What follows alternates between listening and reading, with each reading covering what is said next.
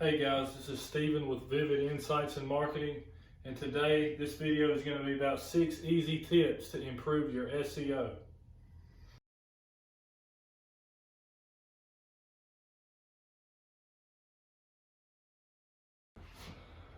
So over the course of the past few days, I've done a couple other videos, and coming from those videos were some questions that a few people had.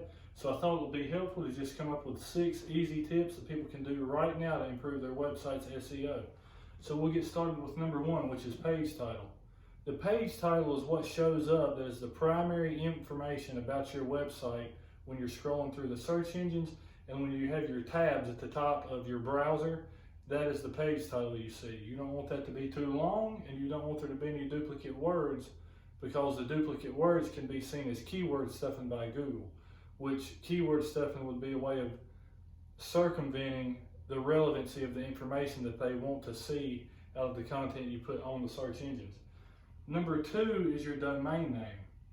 You don't want your domain name to be too long, and you want it to be relevant to your business, because if you are in a certain industry and your web address is something unrelated, when somebody sees that, they may be confused and they won't click on your website. Also, if your domain is too long and somebody goes to actually type it in the search engine, and let's say they misspell it or something goes wrong, they may not want to type all that over again, because people have very high expectations when they're surfing the web. So they may just go to a competitor's website.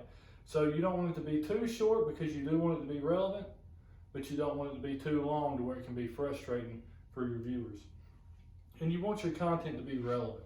You want to have enough content, because as we've said before, Google puts people on the first page who can be that solution to their viewers' problems. So if you've only got 200 or 300 words on your website, each page, 200 or 300 words, that's not really enough information for someone to know what you're about. Just like when you were in college or high school and you were writing your papers and your teacher required you to write a 5-page paper, or in college it had to be 25 pages. Well, Google don't base it on pages, because they don't want somebody to go in there and be double spacing, using bigger fonts, those tricks we used to do to pass for our test. This is based on word count. So if your competitors have 700 or 800 words, you want to go for 1,000. You want to have 1,200 words.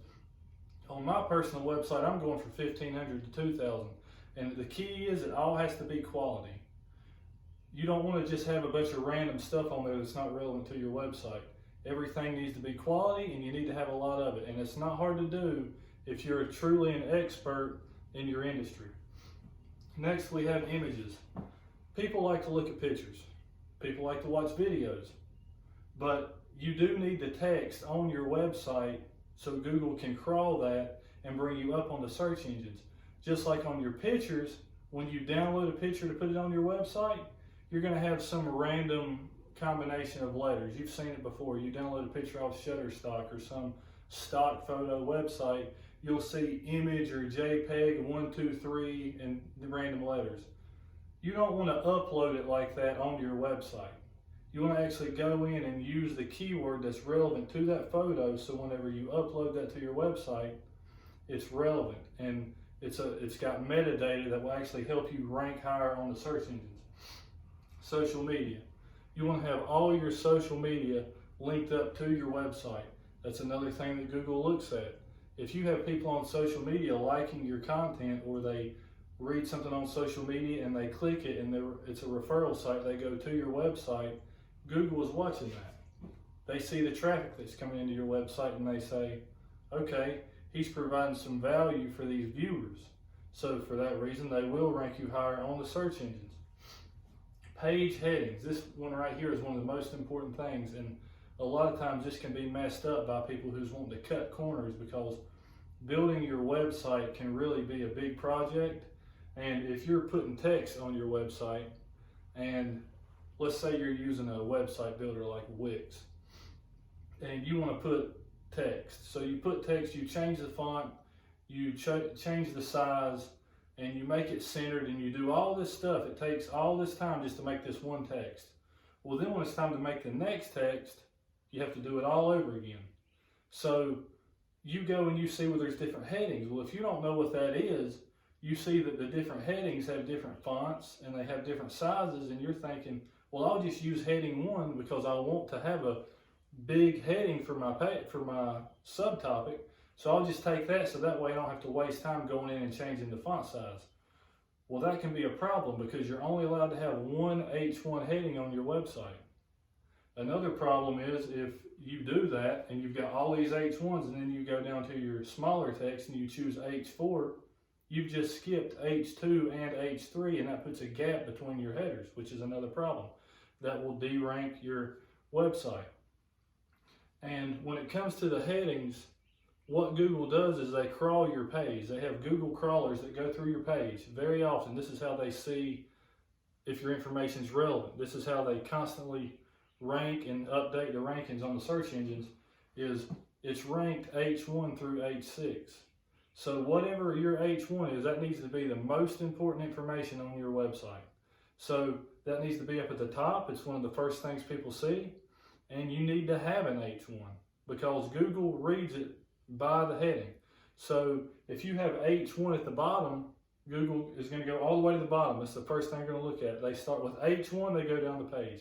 H2, down the page. H3, and they view all your content in the order of your headings. Now, these are 6 basic tips you can do to fix your SEO now, but I thought we'd also talk about some SEO scams or some ways that you can circumvent what Google actually wants you to do. And I don't recommend doing these. This is called black hat SEO, and some of these things are what some companies may actually try to do when you pay for their services. Keyword stuffing. This is where you find some keywords you want to rank for and you just start putting them all over your website. I've heard of people going in and putting keywords in a text box and making the font opaque where you can't see it. And they just put it in the background of the page, and there's thousands of words for keyword, keyword, keyword, keyword. The viewer can't see it, but when Google crawls it, they see it. So it helps. This used to work. This would actually rank websites, but Google's had an update that stopped this from happening. The next one is over optimization of images. And this would be whenever you go in and you change the alt text of your images like we talked about before.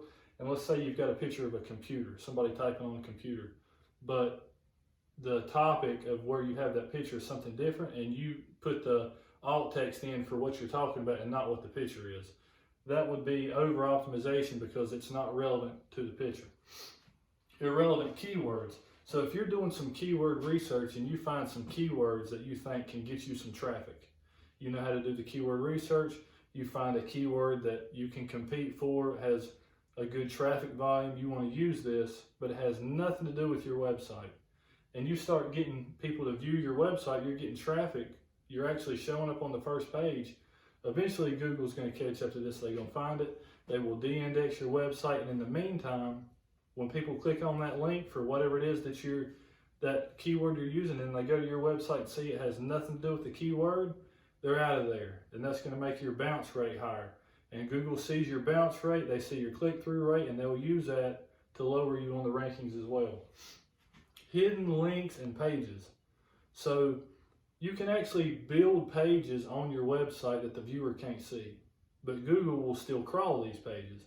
So if you have a lot of content on there that has good keywords, Google will rank you, but if maybe it's irrelevant to your website, this is a way of avoiding your viewers leaving the website for irrelevant information.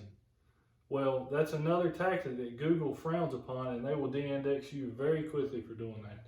And a lot of times duplicate content is what you have on those other pages because people know I need to have as many words as possible, so I'll just stack up a whole bunch of words on these other pages. That's not good. Google will de-index your website, and there's been many businesses that's operated online that has had their stuff de-indexed and it's shut down their whole entire business. Google rewards relevance. That's why they want you on the front page, because when their viewers have a question, they want that question to be solved. That's how they make their money. There's no point in you getting any traffic to your website if when the people come to your website, they don't do what you want them to do when they get there. So if you sell some product or service, what you want is you want those people to come to your website, sign up for the service, buy the product, go to your mailing list, So if somebody comes to your website and you've tricked them into coming there, they're leaving, they're not doing the mailing list, they're not buying your product or service, your bounce rate's going up, there's no point. Black hat SEO, you can compare it to performance enhancing drugs in sports. So you take somebody like Barry Bonds, who's hit all these home runs. Well, if he was juicing while he was doing it, he's got an asterisk beside his name now when it comes to the record books. And everybody knows, well, that the only reason he was able to achieve that was because he took steroids. Now we know he was still a great player and he was probably a Hall of Famer anyway, but you do have that asterisk beside your name whenever you cheat. That's what you're doing. So if you like this video, if this helped you in any way, comment on the video, like it, share it with your friends. If you have any questions that I can help you with, send me a message, give me a call, send me an email. We'll see you next time.